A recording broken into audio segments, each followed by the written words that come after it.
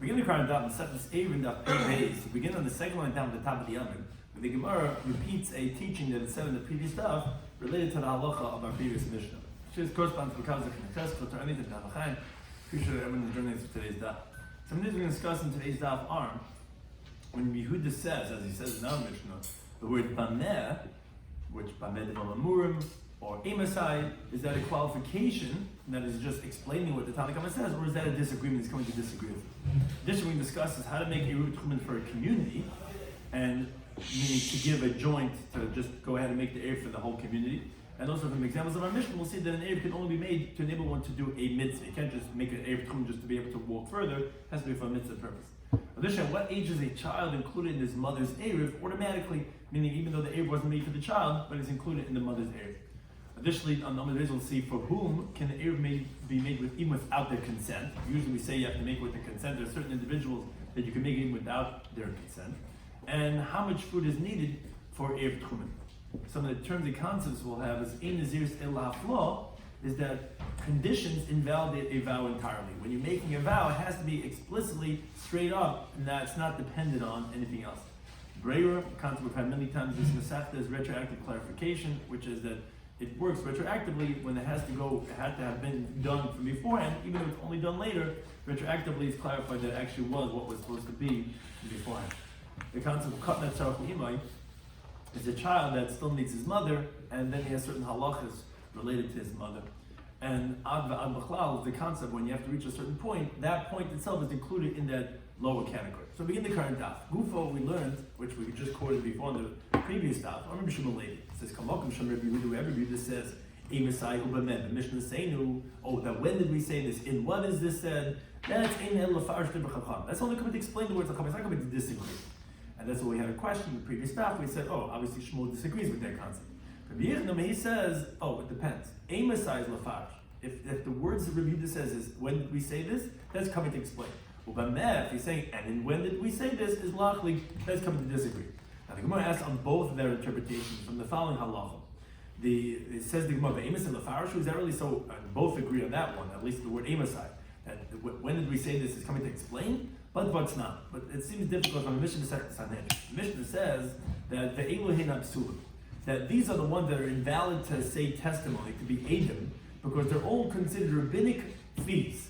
Why are they rabbinic thieves? Because of the concept, as we'll shortly see, what's called asmachta leitanya. Asmachta means to say that if I'm really relying on this not really happening or yes happening, so when it doesn't go my way, it's not really a true acquisition because I didn't think that was going to happen, and therefore then the other person is considered like he's stealing from me, as the Mishnah explains. Hamsachi b'kuvi. If someone plays with dice, meaning he's a gambler, or malba beribis, or he lends money with interest, or mafrichi yonim, or he has where the doves are flying, and that you say whose bird is going to get there first, or b'seichei shvius, or people that do business with shemitah merchandise, which the Torah tells you la'achla, you're only allowed to eat the shemitah produce, you're not allowed to use it for schayr, for business. But this guy, he loves money, and he'll violate an avera to get money. He's considered as a rasha, he's considered as a wicked person. The Torah tells you, le'tashas rasha eight, you're not allowed to make a wicked person into a witness. So these individuals, they're disqualified because it's not leikan. The guy who loses, he really hopes to win. He doesn't pay willingly. So his opponent is transgressing the law of Gazela because I didn't really plan that. I thought I was going to win. So therefore, that's the rabbinic isser of these people being as a eight. Now, Rabbi Yehuda says, Emasai, he says, when did we say this? Now let's say the gambler and all these other guys are going to be pasul ve'edis. Is only bisman she'en le'umdas elehi. Is only if that there's no other profession that this person engages in, but let's say gambling. And the reason for this is because, as Rashi explains, Rabbi Yehuda holds that actually a smachta, which is that a person relies, let's say, that he's going to really win, and it's really with that intention that he's playing, it actually is kind of. And actually, the guy who's going to get the money from him is not a thief. And so then why these individuals, let's say gamblers, are invalid, is because of what's called, they're not oisik b'yeshuv b'shalayim. They're not involved in regular life like the rest of us. So since they don't recognize it, not well known in the difficulties and the pain that people go through, they're not going to be concerned about stealing, making a loss for a person's money. You can't get this guy as an aid. The guy is a swindler. The guy doesn't doesn't really even understand what people go through with challenges of life because this guy he's just a gambler. But that's the only profession that he engages in. But if he deals, he has a regular 9 to 5 job, and just at night he heads south, for a few hours every night. He's kosher. So he's going to be kosher because again he knows what difficulty of life is. He just has a little thing on the side. So that's a machlekes regarding what's the invalidation of the let's say the Malvaribis and the guys in Masach B'Kuf. Now it says the Gemara B'Tani Allah B'Brayson that we learned on this halacha in the Brayson that the Chacham say no, they disagree. They say Bein she'ema umnes elihi, whether there's no other profession but this, or whether he has a profession that's not this. He's a apostle. Either way, the Chacham say that he's going to be apostle. It doesn't make a difference if he has another job or not. Now the Gemara assumes now that this Chacham of the Brayse is the Tanakama of the Mishnah, because the Tanakama of the Mishnah also didn't differentiate. Obviously, you see that when Rabbi Yehuda is using the word Emasai, as he does in this previous Mishnah Masechet Sanhedrin, he's coming to disagree. How can you say Emasai is coming to Lefarish? We see clearly that Chacham hold it's in all situations, and Yehuda said it's only when he doesn't have another job. Says the Gemara, no, it's not true. That Brisa is actually Rabbi Yehuda Amr Tarfani. He's the one who says Asmachta Loikanya. And if Asmachta is Loikanya, so that any gambler is automatically stealing because the other guy doesn't really plan on paying. But in the Mishnah, in the Masechet Sanhedrin, Rabbi Yehuda does not disagree with the Tanakam. He's just explaining the opinion of the Chachamim.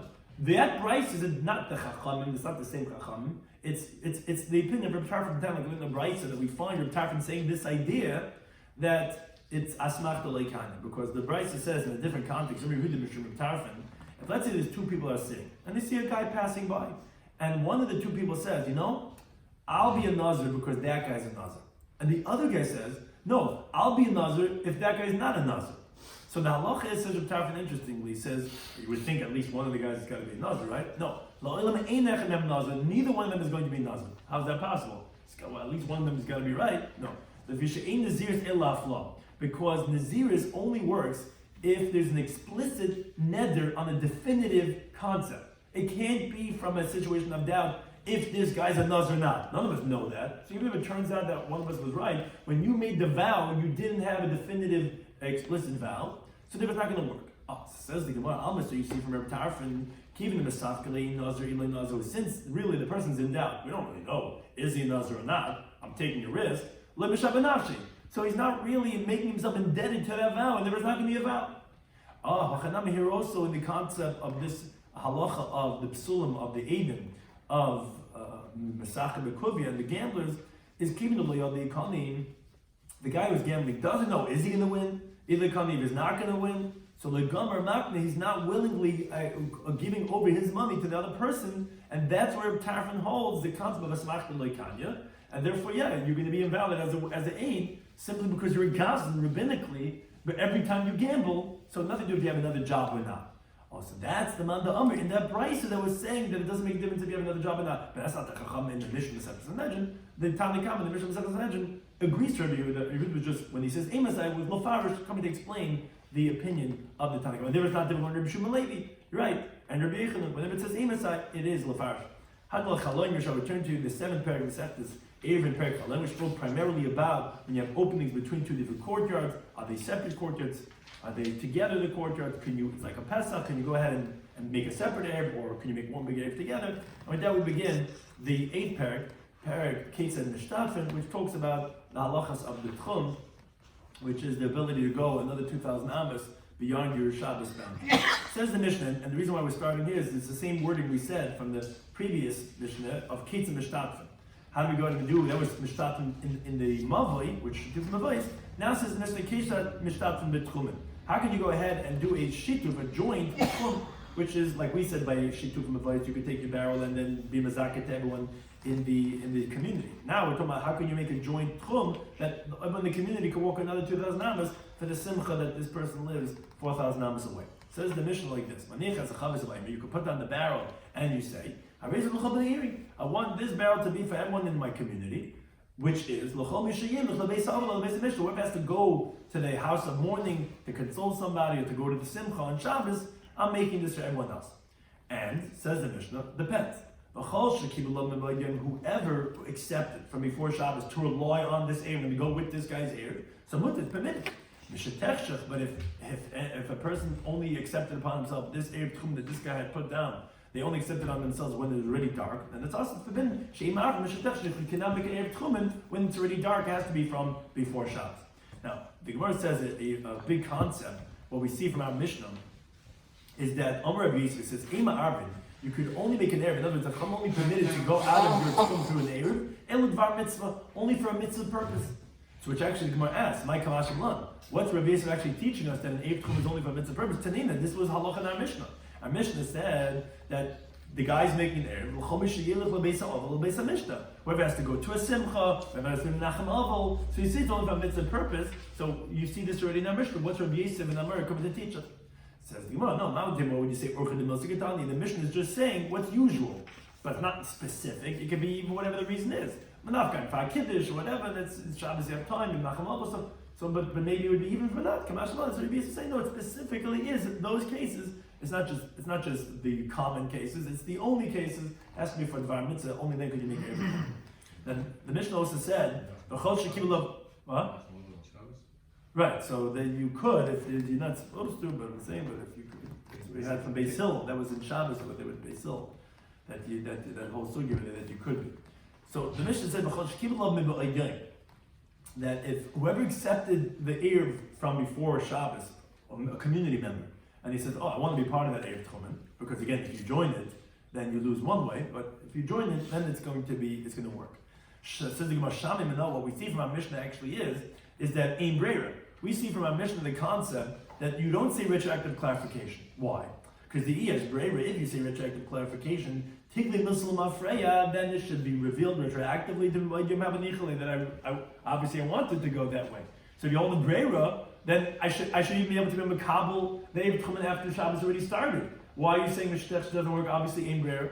Says the Gemara, no. Amar Rav Ashi says, Haydi'uhu v'loi haydi'uhu katami. What you're supposed to learn in our Mishnah is, it's not that when it says Miba'id Yom, it doesn't mean they accepted the Erev Miba'id Yom. It means if they notified him that this guy put down the Erev, then it's going to work, even though he didn't agree to or consent yet to use that Erev from before Shabbos. Even if he agreed after Shabbos started, then we say retroactively, then before the time of when the Erev is supposed to be acquired, he had his intention to be part of the Erev. Because Rashi explains, if they didn't notify him that there isn't Erev to even use until after it got dark, what's the Breira? He didn't even know that there was an Erev to say that retroactively, obviously he really wanted that. You didn't even know about it. It can't be that you wanted that. So yeah, it could be that we hold Yesh Breira. But the halacha is talking about Haydi'uhu or Haydi'uhu. If they informed him from before Shabbos, then he could decide retroactively. But if they did not inform him from before Shabbos, you can't decide retroactively, and therefore it's not difficult. You can even hold that there is Yesh Breira. Now, continue on the halacha regarding having an Erev being done by someone else. Some Ravas says like this: Katan ben Sheish, a child that's 6 years old, Yoytze be'Eruvin could go out with his mother's Erev. In other words, let's say the mother made an Erev Tchumen for herself, and she was not mazaka her Erev Tchumen for her child. The child could go with her. Why? Because like Rashi's word, kugufadami. The child's like the mother, and we could presume that the mother's intention was on the child because the child can't be without mommy. So therefore, the Erev Tchumen for the mother is going to include a child that's 6 years old. However, the Gemara asks the following compound question like this. Meisvei. The Gemara is going to have a few steps in the question. We look at the Bryce like this. Katan shetzarach le'imai, a child that needs his mother, Yoytze be'Eruvin.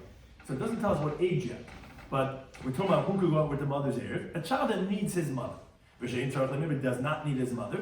Ein Yoytze be'Eruvin, then he cannot go out with his mother's Erev. Now, what the Gemara is about to tell us is, and if you're going to say that a 6-year-old is, okay, that's not difficult on Ravasi's halacha. A 6-year-old is considered tzarach lima. He needs his mommy, and therefore he would be able to be Yoytze be'Eruvin. The problem is, you can't say this, and this is where the question is going to be, because it's not namigabi sukkah ki'agam that we learned in the laws of sukkah, a Mishnah Masechta Sukkah, very similar halacha. And over there, we explain who is the katan tzarach lima, who is the child, what age is the child that needs his mommy. Because the halacha in Mishnah Sukkah says like this: katan she'ein tzarach lima. If a child doesn't need mommy, chayiv b'sukkah, then he's obligated sitting in the sukkah, as Rashi says, not obviously not biblically, but rabbinically, we're machanachim in the mitzvah of sitting in the sukkah if he doesn't need his mother. Now, we had asked over there, Masech the sukkah, Feizehu katan she'ein tzarach lima, who is the child that doesn't need his mother, that he has to sit in the sukkah? So we have two different opinions. I'm in the Bay of Yanai. He said, Kol Nifna, if the child goes to the bathroom, and his mother doesn't assist him, doesn't wipe him, that's considered a child who doesn't need his mother. Reb Shimon ben Lakish Amar, he says, no, it's Kol Shanir, whoever gets up, Ve'enekari Ima, and he doesn't call mommy, since he doesn't call at that moment, obviously he doesn't need her, and that's a child that has to sit in the sukkah. Now, the Gemara actually wonders on that interpretation. Ima is something, right? If you think what's called Einet Tzarech Ima, if he doesn't call out mommy, when a Gedel Nami comes. What do you mean? Even big kids call out mommy. In other words, you're not going to call him Ein Tzarech Ima until he wakes up and he doesn't call out Ima. But if he calls out Ima, he's considered Tzarech Ima. Even big people call out Ima. So how could you say that would be the qualification of Tzarech Ima or not? So the Gemara says no. I'd rather say Kol Shanir Mishnasai. We're talking about a kid who wakes up from their sleep, Ve'enekar Ima, and he doesn't scream until she comes. That's Ein Tzarech Ima. Mommy, mommy, mommy, mommy, mommy, not stop. If you're still doing that, you're Tzarech Ima. But if you're not, call one time, people say, oh, mommy, that's not. But again, if he's continuously screaming mommy, then he means it's Tzarech Ima. Okay, fine. Now, it says the Gemara like this. This is where the question comes. Bekama, how old is that age of needing mommy to wipe you? Or for screaming mommy, mommy until she comes? But that could be different from kid to kid. Yeah. Oh, so says the Gemara. It does depend on the kid, but the Gemara says it's kavar arba, kavar chamish. When you're 4 or 5 years old, that's called einet tzarech, right? What's called kol cham lefum chorfei. However intelligent and mature the child is, when you're 4 or 5, then you don't need mommy to wipe you anymore, and then you don't scream mommy, mommy, mommy until she comes. You get up, you start playing with your Lego on your own. So you see, when the child's already 5 years old, according to both, however, even the later developed child, you have to go ahead and be mezaket in his own Eruv, because older than 5, you don't call him tzarech le'imai, that he would go out with his mother's Eruv until 6, or anyway 5 already. The least mature child is already in the tzarech le'imai. So you told me when you're in a tzarech le'imai, then you're not going to Eruv imai. How could you say 6-year-old's going with his mother's Eruv? But when you're already 4 or 5, you're already not considered tzarech le'imai. And the Brisa says in tzarech le'imai, you don't go to the mother's Eruv. So the Gemara continues on the base and says, he said, most definitely, like you're saying, that when a 5-year-old doesn't go out with his mother's Eruv, until you make a 7 Eruv for a 5-year-old. And Ravasi is also talking about that the mother made the Eruv for the child. Wait a second, they made the Eruv for the child, so what's the chiddush? What's he saying? What do you mean a 6-year-old goes out with the mother's Eruv? She made an Eruv for him? Of course, no. It's an interesting case. Kikam Ravasi, when did Ravasi say his halacha? They seem that they don't have communication, the parents. The father made an Eruv for this child to go to the north. The mother made an Eruv to go to the south. And the chiddush of Ravasi is that if the father made an Eruv for the child in a different direction, it goes based on the mother. Why? Because even a 6-year-old, but he prefers to be in the company of mommy. So therefore, that's his halacha. Not if, you're right, a 5-year-old on his own, he's not included in mommy's Eruv automatically. You have to make an Eruv for him. He's old enough, he's in tzarech le'imai. But if the parents, one parent made one way, the other parent made another way, if he's 6 years old, he's still with mommy. We're presuming he's part of that. He would want, whatever it is, but he's the mitzvah even nichalei, and therefore he goes with his mother's head. However, on this interpretation of Rabbi Shloimy Schwartzberg, the Gemara asks Mason in the following brisa. The brisa says it's a little bit complex question, the way Rashi has to explain it. The brisa says, if a child that needs his mother, he goes out with his mother's Eruv until he's 6 years old. Says the Gemara, this refutes the answer we just gave. Why? As Rashi explains, you cannot say, okay, like he just said in the previous halacha. What's this case talking about where the child goes out with the mother's Eruv until he's 6? When the mother made an Eruv for him one way and the father made an Eruv for him another way. You can't say that. You know why? Because it says ad, which sounds like that up until, which is that the year-old or the 2-year-old or the 3-year-old until 6 goes out to a mother's Eruv. Now, as Rashi explains, it sounds like from the brisa that just like the 1-year-old and the 2-year-old, when are they going out with the mother?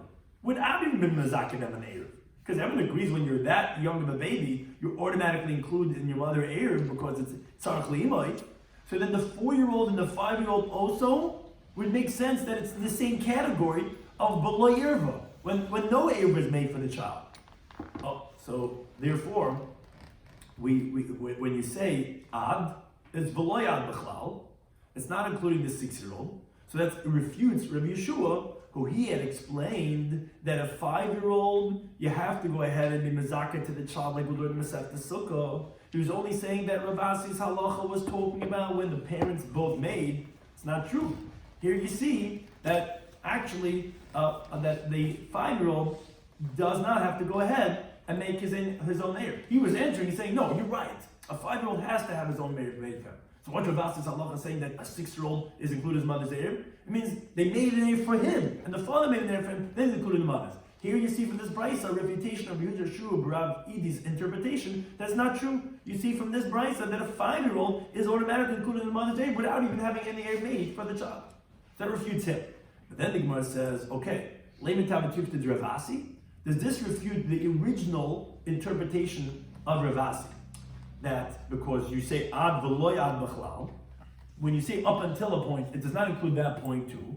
And he said even a 6-year-old will automatically be included in the mother's heir. And here you see that no, up until 6, a 5-year-old will be included in the mother's heir, not a 6-year-old. That's what I tell you. No, ad b'chlal. When it says up until, it includes that point too. So when it says up until 6, it means including 6, and therefore a 6-year-old will also automatically be included in the mother's heir. But then the Gemara says, Leimet Tavatuf to Rabbi Shloimy. We're going through this is like one of those FBI, whatever. We're going after everyone over here. Everyone from Rav Asi's original halacha to Yeshua Rabbi Edi's interpretation to Rabbi Shloimy. What are we asking on them? Why should we refute Rabbi Shloimy? They laid a Masechta Sukkah regarding a 4-year-old and a 5-year-old. They said that age is considered ein tzarich l'imay, and therefore a 4-year-old, a 5-year-old has to sit in the sukkah. But here we're learning in the halacha of the Eruv, Tchumen, that a 5-year-old goes out with the mother's Eruv. As we're saying, up until 6, goes out with the mother's Eruv. The problem is, a brisa, what we quote on the Menav, says that if you're caught in the shade of tzarich l'imay, you don't need mommy, which is what a 4 or 5-year-old, you don't go out with the mother's Eruv. So that should refute them in their interpretation of how old is ein tzarich l'imay, as they say in the Masechta Sukkah, that gets refuted from over here. So Shimon says, no, loikash, not difficult, because the contexts are different. What they're explaining there in the Masechta Sukkah is the ise avur b'masa. The father is in town, and the child is coming and going with the father.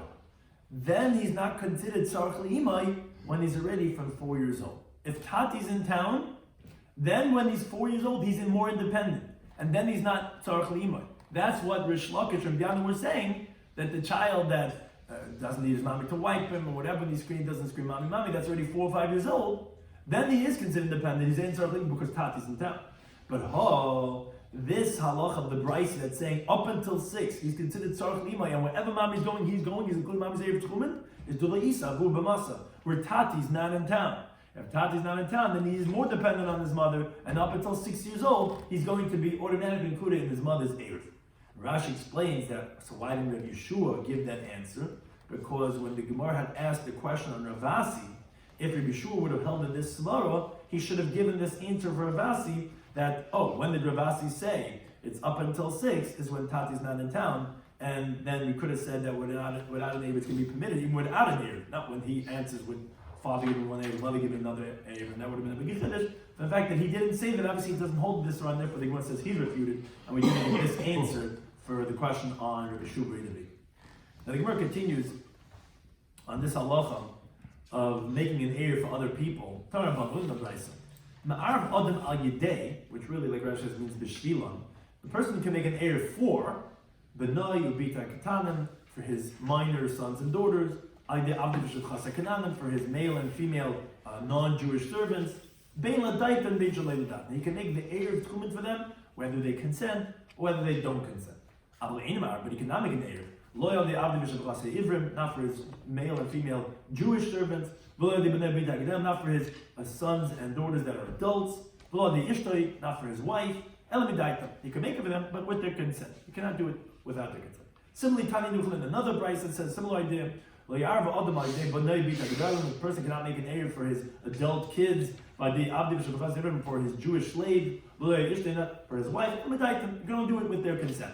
But he can make it for his non-Jewish servants. for his minor children, whether with the consent, without the consent, and the reason for that is because their hand is like his hand, they're considered, which Trace actually explains that's going for the slaves, the children is because of the laws of chinuch, but be it as it may,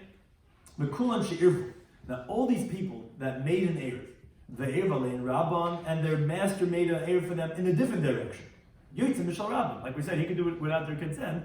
Even though they made it their own Eruv Tchumen, their father that made Eruv Tchumen the other direction, they go out with the Eruv of the master. Except for the woman, because she could protest, she has her own independence, and therefore, if her husband made an Eruv in a different direction, she doesn't go out with him. Now, says the Gemara, Isha Ma'ishna. Wait, so why is a woman different than, let's say, the Ebed Ivri or the adult children? They're also independent. Why are you saying Chutz from the Isha? So the Gemara, Amarabi says, no, you're right. When we said Isha, it was just picking her as the symbol, but it's V'chal Damima. It's whoever symbol, meaning any adult that's independent, that you require their consent. So if she or they made an Eruv in a different direction, they don't go based on where the husband, father, master made it, they go in their own place. Now, the Gemara comes to explain Amamar. We just said in the Brisa we quoted, that Chutz min Isha, everyone that the master makes the Eruv for, it goes based on him, except for the woman, and we said all those adults, because she could protest. Since she could protest, so her Eruv is going to trump. So the Gemara says, wait a second, time in the Machi, it sounds like because she protests, then is where she's not going to go based on the husband's Eruv. Hastama, what sounds like, let's say unspecified, let's say she's silent, and she didn't make an Eruv for any other direction. Sounds like then nafka b'debayil, then she would go out with her husband's Eruv Tchumen. On that, the Gemara, which he made for her. On that says the Gemara Hakatani Reish, we learned from the Reish of the Brisa that says El Medaitom, he could only make the Eruv Tchumen with their consent. My love, doesn't that mean to say that the Amri in, that they said yes, that they said they consented in an explicit way, not that presumably. So that seems to contradict. So the Gemara, no. My El Medaitom, what does it mean with their consent? It means they shtik if they were silent. La Fuke, Haven Amri Loi. It's coming to clear if they say, no, I don't want to go. That's where we're saying it's not going to work. But not that they have to actually actively consent. It can be a passive consent as long as there's something they don't protest. But that's so the Gemara, but the Brisa said, and all of these people that made an Eruv, the Eruvin Rabban and their master made an Eruv for them, Yitzim Mishal Rabban, they go out with their master's Eruv. Now, the Stamahu, and that says unspecified. It doesn't say they're protesting. It just says whatever happens, they go out with the master. Now, on that we said, except for the woman, the loynafki, that she does not go out with his Eruv, even stama. You see that being silent, she's not included in the Eruv. On that, Amarabi says no. But that case is kiban she'irvu, although she didn't protest with her mouth, but since she made an Eruv a different direction, so there's no greater quote protest than this. Actions speak louder than words. She didn't say, no, I refuse to go out with your Eruv. You're right. Generally, she would be automatically included with the husband's Eruv, as long as she doesn't protest. When she makes an Eruv in a different direction, that is the greatest protest, because she's speaking with her actions by saying, I don't want to be part of it, and therefore, that's why we said Chutz from the Ish in that case. But again, if it's Stama, then she actually would be included in the husband's Eruv. Now, we continue to Allah in the next Mishnah, which tells us regarding the laws of Eruv Tchumen, Kamahu shiur. What is the measurement? How much food has to be placed down at that 2,000 amma marker to be the Eruv Tchumen that you could then be considered as your Shabbos residence, and you could then walk another 2,000 ammas. So we have 4 different opinions, but everyone agrees it's Mazon Shtei Sudas L'chol Echad Echad. It has to be 2 meals worth of food for every single person. Unlike what we had by here, don't get confused with 2 from the vice. Then we also said it's 2 meals worth. That's for everybody. You can have just 2 meals worth for the whole community. Here, whoever wants to go for the Eruv Tchumen, if let's say one guy's doing for everyone, it's got to be a huge kiddush. It's got to be like everyone has 2 meals worth over there by the greatness, to be able to walk another 2,000 ammas. Now, but how much food is there? How much is 2 meals worth? So we have 4 different opinions in the Mishnah. First opinion says mezonya l'chayil v'loy l'shabbos. It's how much you would eat in 2 meals worth during a weekday, not how much you would eat 2 meals worth on Shabbos. That's the Remeir. Yehuda says the opposite. It says no, l'shabbos v'loy l'chayil. It's the amount of food you would eat in 2 meals worth on Shabbos, and not during a weekday. And the Mishnah tells us something interesting. Both opinions are trying to say a lenient interpretation about how much is the lesser food to require, as Rashi explains. Remeir, who says it's how much you would eat during a weekday meal, he holds on Shabbos the person needs more, because get the essen. And people say, as the Gemara is going to quote, Rav Chalab B'Sim Shchiach. you have a lot of room for good food. Suddenly you didn't realize your capacity of eating when you go to that simcha. We're serving who knows what's coming out. It's coming. What? Yeah. But also even Unan the Shabbat saying, I'm always to get the essence. It expands a little bit the bite. Rabbi Huda holds no. It's the amount of food you eat in a Shabbos suda, because he holds since in Shabbos you eat shalosh sudas, you're not going to eat so much at every meal because you got to leave room for shalosh sudas. So you can actually be eating less every meal. So therefore, both of them are trying to give the lenient interpretation of what's the lesser amount of food to require for the 2 meals worth of your age. Now the Mishnah brings 2 more opinions regarding the minimum amount of bread in the Eruvin. They qualifying. Place discusses who's disagreeing with who, but they're going based on bread. We're bringing 2 meals worth of bread. So the opinion is like this. He says, mikikar, it's the amount of bread. Meaning to say, if you take a loaf of bread that costs, a loaf of bread is generally 2 meals worth. In halacha, as we'll see in the coming Gemaras, a loaf of bread is 2 meals worth, and that's why Pidachil's pras is half of that. That's 1 meal's worth. If a loaf of bread is bepunyan, cost a punyan, which a punyan, as we're going to shortly explain, is 1/48 of a selah. If you can get a loaf of bread for a punyan, when midalit son, when 4 sa of grain is being sold bisela for a selah, that's how much bread is 2 meals worth. So Rashi explains. At this point, the Gemara thinks that a half of a kav is going to be 2 meals worth. How so? So it's like this. Because there's 6 ma for a dinner. There's 6 ma in a dinner, and a ma is 2 punyan. So it comes out that a dinner is going to be 12 punyan. Now, comes out that a selah, which is 4 dinarim, is going to be 48 punyan. That explained to us the money part. Now, there's also the part regarding the other side, right? You're talking about how much money will buy for you how much wheat. There's let's say, so it's going to be that a selah is 48 punyan and a sa is 6 kav. A sa is 6 kav.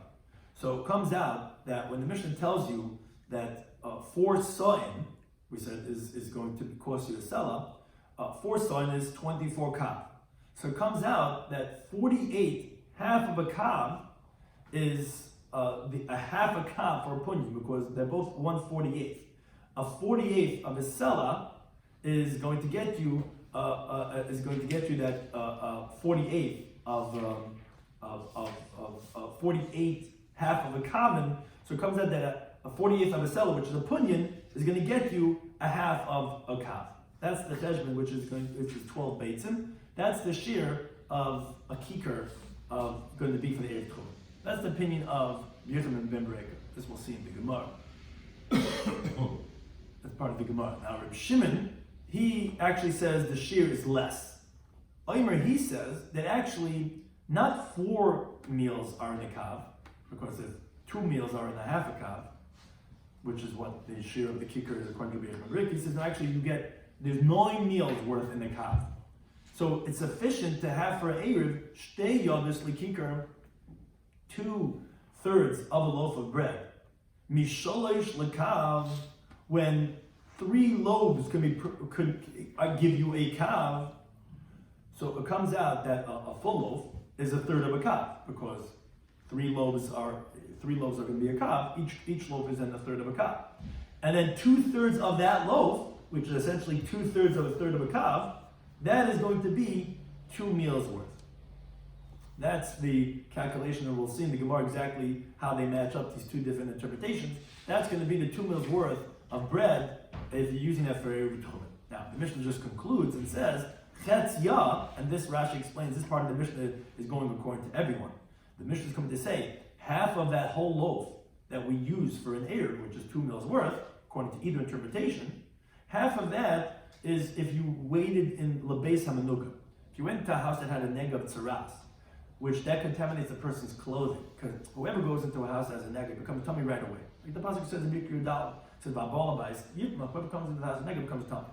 But to have to wash his garments That wasn't said until he tarries the amount of time that it takes to eat. As the pasuk says, so when he eats in the house, he is because he has to wash his garments. Now the price in terms explains, it doesn't literally mean say you have to eat a meal. It means the amount of time it takes to eat a meal, even if he didn't eat a meal. Now, half of this loaf is the amount of what we would say is eating. So Rashi explains that actually, even according to Rabbi Shimon, regarding the laws of Eruv, although a loaf of bread, he says, is actually 3 meals worth, and we said for the Eruv Tchumen, therefore you only have to have 2/3 of it, because you only have to have 2 meals worth for the Eruv Tchumen. But that's only over there in the shiur of Eruv, where, like we said, everyone's intention is try to be lenient, because ultimately it's rabbinic law, so that's why it's 2/3 of the loaf. But regarding the shiur of Suda, which is 1 meal's worth, which is half of the loaf, then everyone agrees, all the rabbis agree, that regarding the shiur of the loaf, is that you need to be able to wait the amount of time that it would take to eat half of this loaf, which in throughout Shas we call Kedei Achilas Pras. Pras means when something's broken in half. Because it's broken in half, it's half of that loaf is 1 meal's worth, because the loaf itself is 2 meals worth. And everyone would agree to this halacha, that half of that loaf is the amount of time it takes to eat that half a loaf, is how much time you would have to be in the house with a nega for your garments to become tummy. The chatzi chetzia, and half of that half, which is what we know as a quarter of the loaf, is liftless agvia, is what's to invalidate a person's body. Meaning, if someone eats, and Taisa says it's actually an earlier gzeira than the Yud Ches Davar, but if someone eats foods that's tamei, the amount of half of a pras, again, which is half of a loaf, which is a quarter of a loaf, his body becomes tamei from eating truma. And that's rabbinic law, where because really food items do not contaminate, do not convey tumah to a person. Rabban Magaiser, whoever eats should become possible for truma until he immerses himself. And then like the Gemara says in the last paragraph, Yomim that pay beis and beis, hanach l'tumas gevia, leave alone tumas gevia, which is not direct. It's rabbinic law. But that's again, it's if he eats a quarter of this loaf of bread. Okay. Now says the Gemara, going back to the opinion of the first 2 Tanoim in the Mishnah, according to Rabbi Yehuda, Rabbi Yehuda and Rabbi Shimon, they explained exactly their measurements. But Rabbi Yehuda, they just told the Shabbos food or weekday food how much food is 2 meals worth. So Rabbi Rabbi says Tarti Rifta Ichariyasa. It's how much the shepherds, those are the ones who lead the oxen, how much food they take, the bread that they take with them to the field, that's how much 2 meals worth is. Rabbi he explains, it's Tarti Rifta Nahar Papiasa. It's 2 breads from the river Papiasa, which is the name of a place, that's how much is considered 2 meals worth. Now, Amalei Rav Yisrael, Rav Yisrael, Berei Rav, it says, Avach Kamal, your father, from who of these 2 Tanoim, severely does he hold regarding the laws of Eruv, like a Yehuda or like a Meir? Because as Rashi explains, the Gemara told us in Daf Lamed Beis, regarding the laws of Eruv, we evaluate every single person according to how much he eats. So that he was asking him, your father, when he tries to see how much food he eats in 2 meals worth, how much does he evaluate based on his Shabbos sudas or on his weekday sudas, like a Meir or like a Yehuda? So that he says, like a Meir, that you go based on the smaller meals of the weekday meals. So that he says, none of these Rabbi Meir. He said, I will also hold like Rabbi Meir, because the Rabbi Yehuda, if you think it's like Rabbi Yehuda who holds that the Shabbos meals are lesser, but kasha, it's difficult. How can you say that that's the more lenient and that Shabbos meals you eat less? But the army but you have what the people say, Rafta, there is space in the stomach. Libesima shchich, you find for something that's tasty. In other words, the stomach expands for a sweet thing, and therefore, to the contrary, it seemed like Rabbi Meir that on Shabbos a person eats more by the meals. And therefore, if you want to go more lenient, like everyone's trying to find over here, you would say that it goes based on the weekday meals. Now, the last part of the Gemara's discussion is a little bit complex, based on the calculations of, for some people at least, of the mathematical equations regarding these last 2 opinions in the Mishnah. The Mishnah brought Rabbi Shloimy, he said that the amount of bread for an Eruv is going to be this, like we said, a kikar.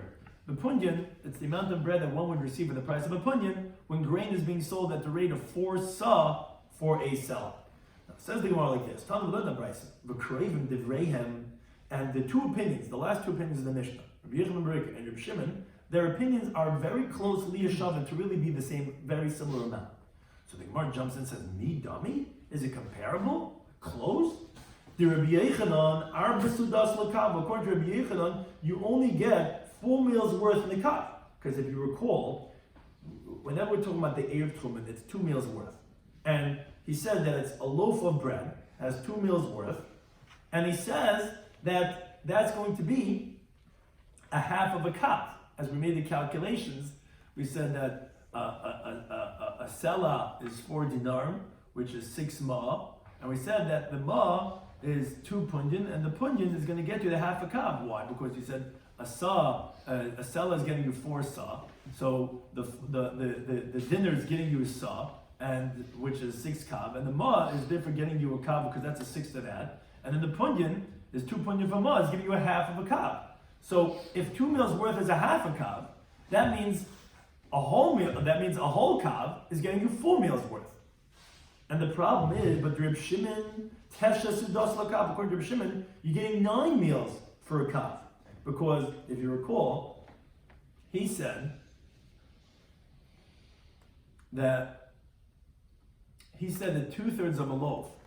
When 3 loaves are fashioned out of a kav, he says that the kav is 24 eggs, and that's 9 meals worth.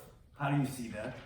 Because he says that you have 3 loaves are going to be a kav. So these 3 loaves are a kav, which is going to be 9 meals worth, because he says that a whole loaf is 3 meals worth. He says for the 2 meals worth, you only need 2/3 of a loaf. If you're saying that 3 of these loaves is a kav, it comes out that actually you're getting 9 meals worth out of a kav, because you're only getting in him 2/3 of a third of a kav is giving you already 2 meals worth. If 2/3 of a third of a kav is giving you 2 meals worth, then in a whole kav you can have 9 meals worth.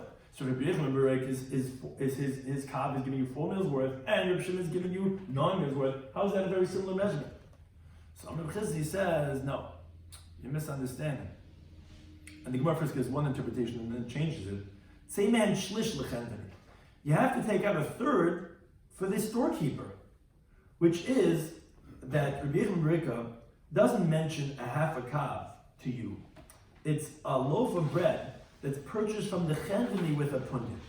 Now, although we were going based on market value, it seemed to be that's going to come out to be a half of a kav, but the storekeeper, he has to also make money.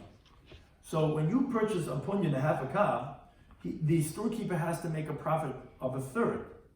So he takes off 1/3 of the what you're getting in the product for his effort. So he sells you 2/3 of a half a kav for a punyan.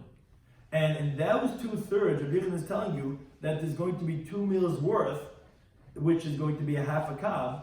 There's actually 3 meals. So if you take the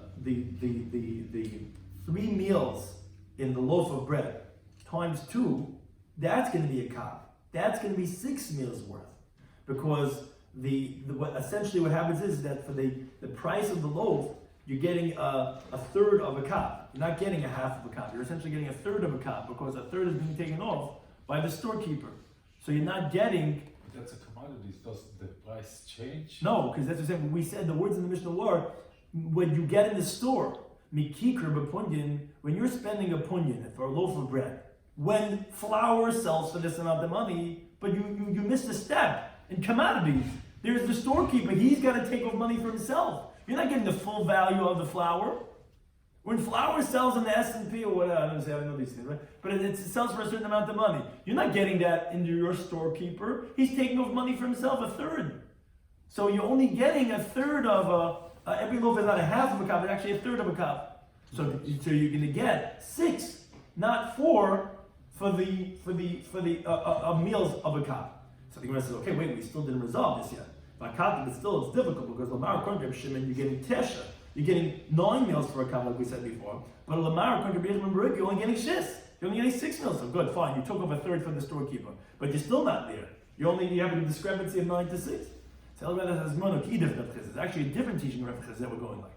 Number that he says, actually the storekeeper takes off 50% of the flour, and therefore comes out a loaf of bread only has 1/4 of a cup. Not only are you not getting a half of a cup, and it's not even 1/3 of a cup, you're actually getting 1/4 of a cup.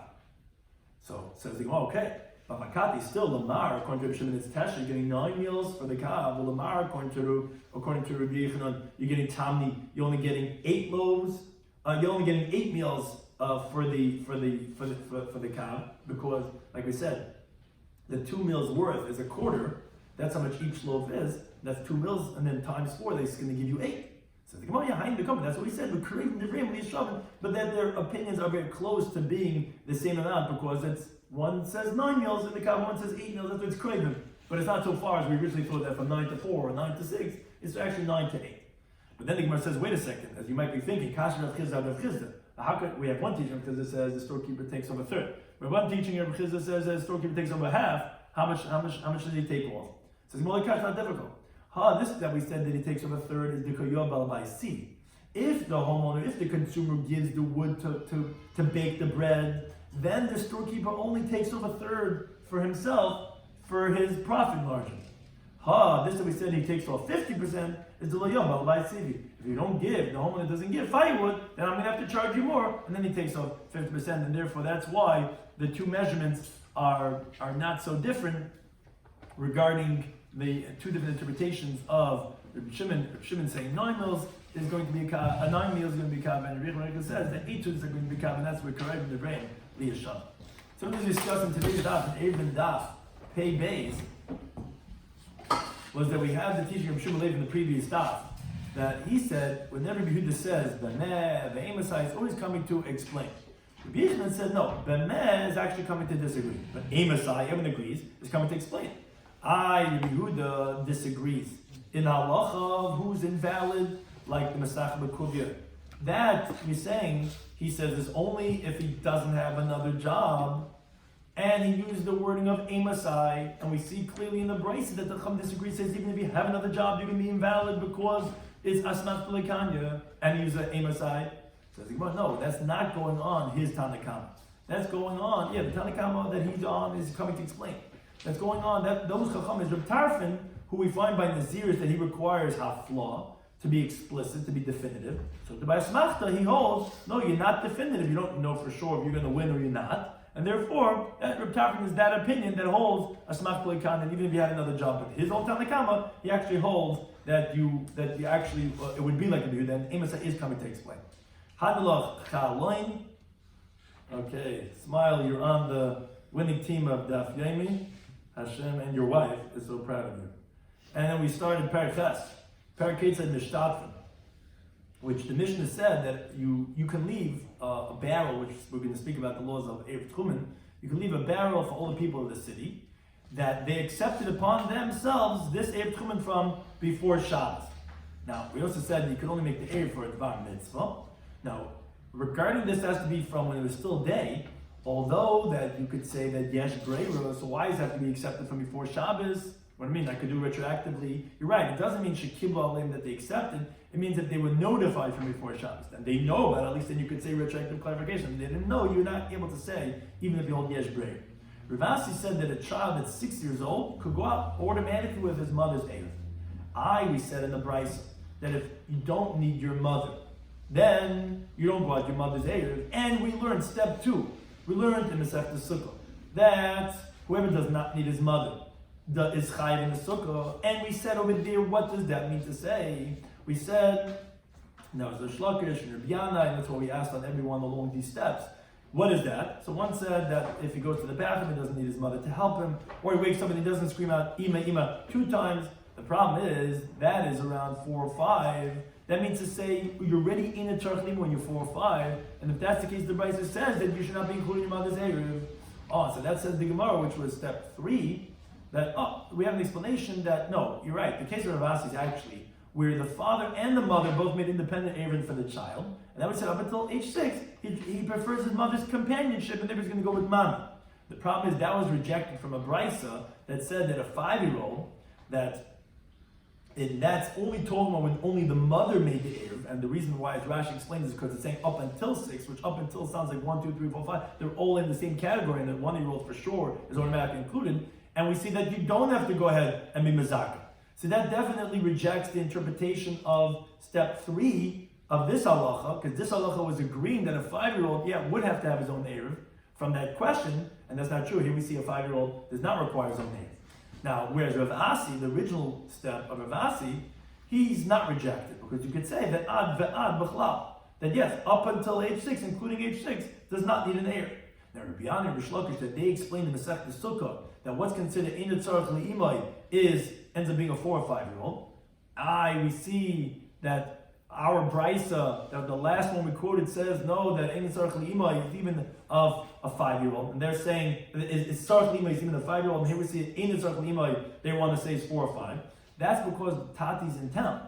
If Tati's in town, then they feel more independent, and then from 4 or 5, they're ready to start limite. But if Tati's not in town, then they're a little bit less, they're a little bit more dependent, and therefore, even up until 5 or 6, they will be considered as a tzarech limite. Then we said a person can make an Eruvin for his little children and others, even shaloi l'daitan, but not for the adult children and not for his wife. And as the Gemara ultimately explained, that when it's just unspecified, that they're silent, that actually even the wife and older adult, they will be included in this Erev. It's only coming to exclude where, let's say, they said no, and the same thing is if they make their own Erev. Because like the Gemara says, there's no greater protesting by making your own Erev. Obviously, like teenagers usually do, they don't talk, they just show with actions, that no, I'm not interested, I'm doing my own thing, and then they would not be part of the father's Erev. Then we had with the next mission, we said, and what's the shiur of Erev Tchumen? We said it's 2 meals worth for every single person. Every single person's got to have 2 meals worth. Now, how much is that meal? So everyone was trying to say the most lenient interpretation. Question is what that is. Meir said it was mezayna l'chayil, the amount of food you have in a weekday meal. And the Gemara actually said that it's more logical like that, because on Shabbos you end up eating more because you have more space for good food. Yehuda says that it's the amount of food you eat in a meal, 2 meals worth of Shabbos. Then in the he says, when the loaf of bread cost a punyan, when the original price of flour goes for 4 son of flour, costs you a selah. And Reb Shimon, he says, no, it's 2/3 of a loaf of bread, not a whole loaf, it's 2/3 of a loaf. When a loaf of bread, you get 3 loaves of bread, will be a kav of flour, meaning that means each loaf is 1/3 of a kav. The Gemara said, Eruvin, those opinions are very close. Why? Because Rabbi Yochanan Bereka, you have to counter that half of it ultimately is going to the storekeeper. So then it's going to come out to be 8 meals a kav, and Reb Shimon is 9 meals a kav. And Reb Chizah said that it's a shlish. If it goes to the storekeeper as a half or as a third. So the Gemara says it depends. If the homeowner is going to give firewood, then it's going to be a third. If he doesn't, it's going to be a half. And then the Mishnah concluded that half of the loaf of bread that we mentioned, the whole loaf is fair tchumen. Half of that is if you go into the house of a nega, and then your garments become tamei. If you wait that amount of time, what's called always kedei achilas pras. And a half of the half, which is known as a quarter, is if a person eats that amount of tummy food, the person becomes rabbinically tummy regarding the contact of truma. Thank you to Anytime for hosting us.